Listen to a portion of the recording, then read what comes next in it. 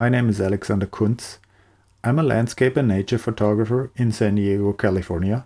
I'm also a Lightroom instructor, teacher, expert, and nerd.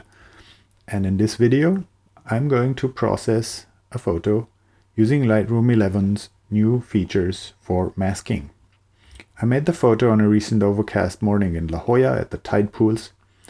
As you can see, I slowed down my exposure a little bit using a 6-stop filter in this instance, and primarily I want to fix the colors in the image. But before I do that, I obviously want to apply lens corrections to fix the distortion that are the result of using my 16mm wide angle lens.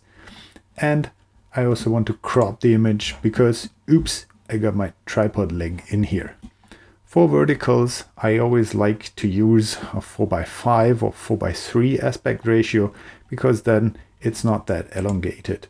So I might work with that, and this way I can get rid of my tripod leg and perhaps I include a little bit more sky. I think that looks good. Now, the camera chose a white balance of 5050K, which is pretty much daylight. And due to the nature of the filter that adds a color cast, this watercolor is not exactly appealing to me.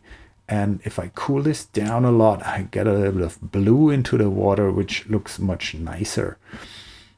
I also want to bring down my overall highlights a little bit to avoid this area that enters the realm of blowing out, which happens very easily with the blue channel. This looks nice, but now my tide pool rocks are a little bit sad and do not provide nice color contrast anymore.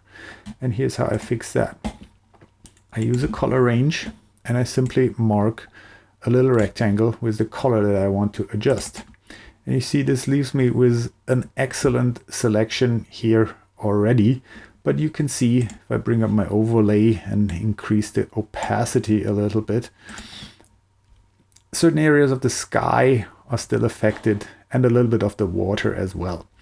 So what I'm going to do is I'm going to subtract from this color range with another color range. I activate my overlay, I zoom in, and I simply click on the area that I want to exclude.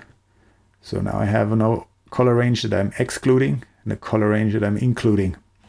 I zoom out and my resulting mask looks excellent. There might still be a hint of that in the sky, so I subtract with the sky selection as well, and that removes everything in that selection entirely, and I only have my tide pool selected with effectively a color range that is reduced by another color range and a sky selection. Very, very simple in just a couple of mouse clicks.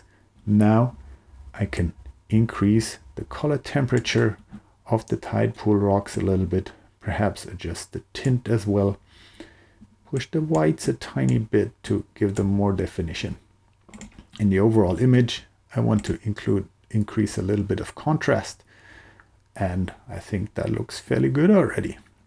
I could refine this a little bit more with brushes and so on, but I want to keep this video short to just show the essence of the edits and how easy it is to use one single mask with selections and its refinements to get the most important part out of the way, namely having a selection for my tide pools.